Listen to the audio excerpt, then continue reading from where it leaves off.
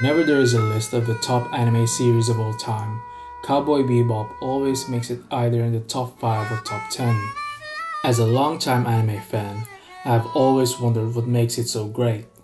My initial thoughts about the show before watching it was, is it an anime in a Wild West setting?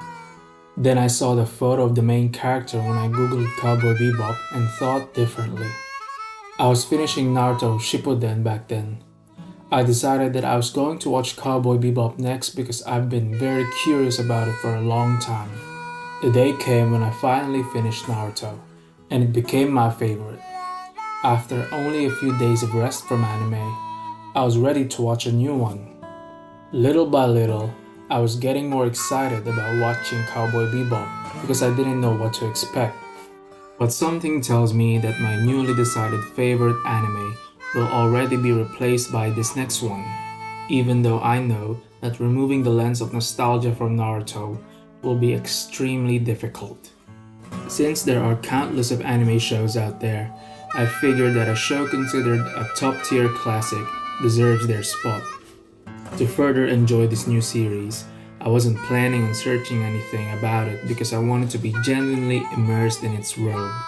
Now, looking back, that was a wise decision on my part because I was just overwhelmed by the interstellar beauty of this masterpiece. I decided to do this essay for my favorite episodes, or maybe each episode, because doing only one essay on this amazing classic would not do it any justice.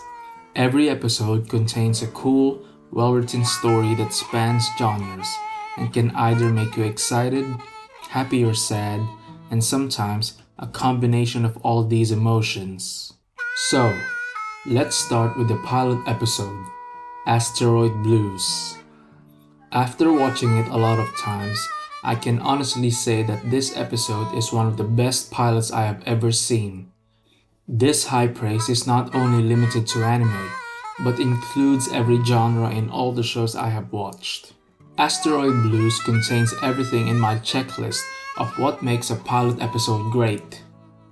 A captivating introduction to the show's world, a sophisticated look into the major characters, iconic, funny dialogues, an awesome action scene, if the genre is action.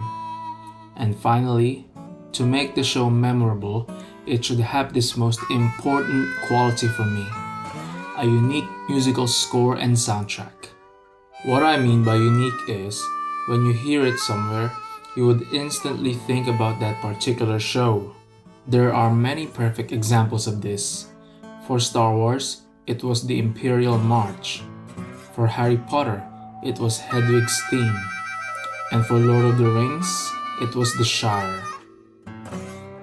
Like I mentioned earlier, I had no idea what to expect when I decided to watch Cowboy Bebop, except for the Google search I did. But that didn't really help me because it was a quick search and all I remembered was the show poster of the main character named Spike. Since Spike was wearing a big suit, I assumed it was a typical 90s anime detective show. I was so wrong. So I finally watched the pilot episode, and from the very start, I was already hooked. That short, quiet, noir like scene of Spike was enough to intrigue me for the whole show. And then, the iconic opening credits played. I went from genuinely interested to utterly hyped in an instant. That's when I began to understand what the people meant when they said that the music in this show will blow you away. The upbeat, detective-like jazz music, the cool, sophisticated artwork, and just the overall ambiance of the intro always makes me want to watch the whole thing. And that's what I did for every episode. This is the only show, and not just only including anime, that I have never skipped the opening credits. That's how awesome the intro is for me. And don't even get me started on the ending credits. But more on that later. Asteroid Blues. So is this a space adventure then? Those were my initial thoughts. but I was still doubtful because of the harmonica playing in the background.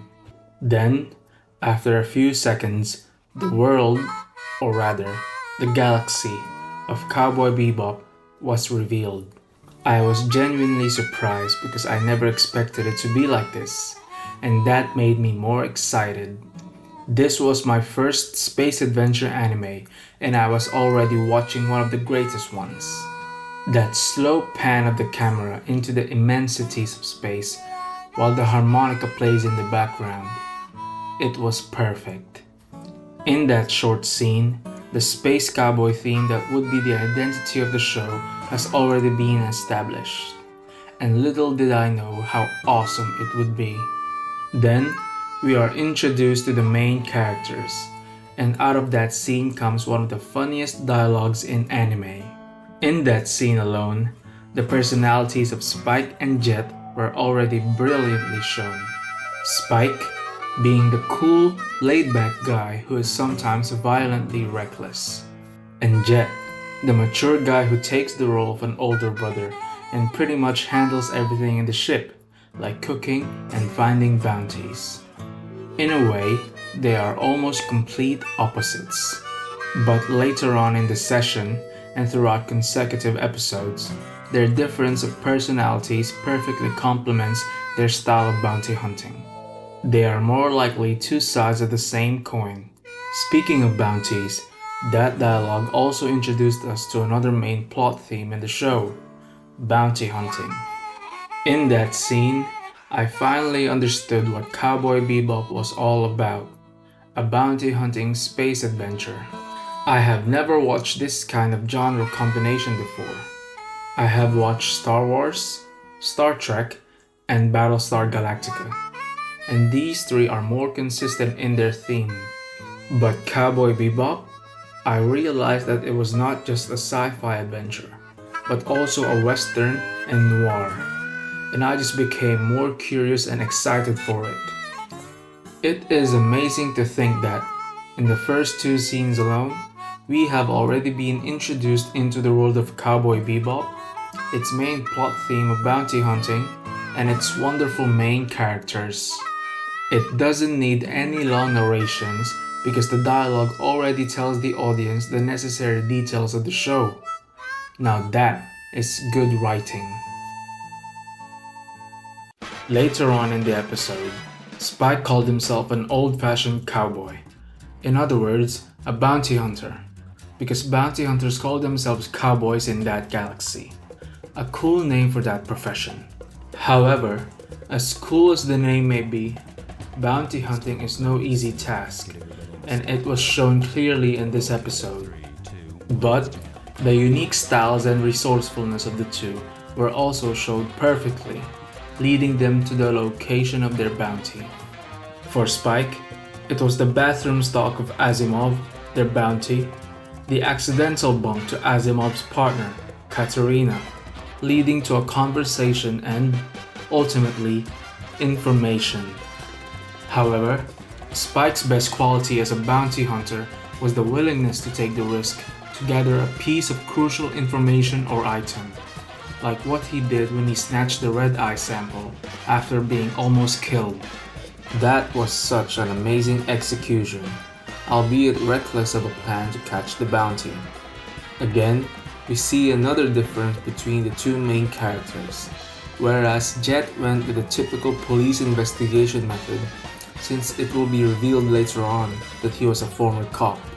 An opposite to Spike's methods, Jet was surveying the scene, hiding and waiting for someone related to the bounty to turn up, and asking them nicely about any important information. But let's not focus all our attention on the good guys, because this show also shares the spotlight with the bad guys, especially in this pilot. The introduction of Asimov, the first bounty for the entire show, is, for me, one of the best scenes in Cowboy Bebop. That scene puts into perspective just how dangerous the man our heroes are chasing really is. It also gives us an idea of Spike and Jet's extremely dangerous line of work. This is a criminal who, along with his partner, survived and won a shootout against a lot of foes, empowered by the bloody eye drug. My first thoughts after watching this scene were, how could they beat this guy? The second time that Spike and Asimov met though, my questions were answered clearly. I was utterly amazed to see a different, cooler side of Spike. Now, I finally understand that those fighting poses he was doing at the start of the episode weren't all for show. He was dominating Asimov in their fistfight with not just brute strength, but also agility and trash talk. To make this gorgeous scene perfect, a piece of upbeat jazz music was playing in the background to accentuate Spike's aura and fighting style. Definitely one of the best scenes in this show. It is truly amazing how music can make everything better, especially in films and TV shows, for it sets the tone and ambience on every scene. Just imagine those shows without their soundtrack or musical score. It is near impossible, right? That is because the music is part of the show's identity. I would argue that the viewers would not have the same intensity of appreciation for their beloved franchises if the music was not memorable at all. I cannot imagine The Lord of the Rings without its amazing musical score, nor the Dark Knight trilogy without its ominous one, nor any movies from the Marvel Cinematic Universe without the iconic introduction of Marvel. There are shows where the musical score is just not memorable, because composing any kind of music is difficult. However, in rare instances, there are films where the music becomes successful, instantly becoming a unique cult classic. In those instances, the music can become the symbol and essence of that show, therefore making it more memorable. Many great examples come to mind. Star Wars, Lord of the Rings, the Marvel Cinematic Universe, Game of Thrones, Breaking Bad, Harry Potter, Naruto Shippuden. The list goes on and on. Personally, I think that Cowboy Bebop belongs on that select few because of two reasons. First, Tank, and second, the real folk blues, the respective opening and ending credit songs of the show. They are perfect, for they represent the duality of Cowboy Bebop's theme and story well. Tank, with its upbeat, detective-style music that represents the theme of the show, which is bounty hunting, and the real folk blues, the iconic, slow, power ballad song that represents the beautiful and tragic stories of the series. It is genius, but it is also important to note that those songs became famous because they were never changed throughout the series. For every intro and ending credits of Cowboy Bebop, those two songs were playing. Much like TV shows using the same intro over and over again, the repetition of those songs helped them become the identities of the show. However, I think that even if Cowboy Bebop followed the typical anime way of changing the opening and ending songs every new arc, Tank and the real folk blues would still win over them. I want to talk about the reason that ultimately decided why Cowboy Bebop became my favorite anime of all time, and it can be found in the final part of the episode. Other than the amazing chase scene, the gorgeous scenery from the atmosphere to the stratosphere, and the sad, beautiful music that was playing just before Asimov and Katarina's jet was blown to bits, there is one thing that I realized just after the episode ended. Cowboy Bebop made me empathize with the main characters of the episode. I am not just talking about Spike and Jet, however, but also of Asimov and Katarina. In a short span of 20 minutes, I learned that they are not just terrible people who sell drugs for money, power, and just for the hell of it. No, they are not your typical, purely evil criminals. They have their reasons for doing what they're doing. Katarina revealed those reasons to Spike, and that brought a bit of humanity to their characters. I don't fully support them, but I empathize with them now. or they just want to make enough Wulongs so they can start a new life on Mars, a planet where you could have a clean slate. If you can make your viewers feel empathy towards the villains, then you know you have a great show in your hands. Even though this was only the first episode of Cowboy Bebop, I somehow knew that this was going to be one of the best shows I will ever watch.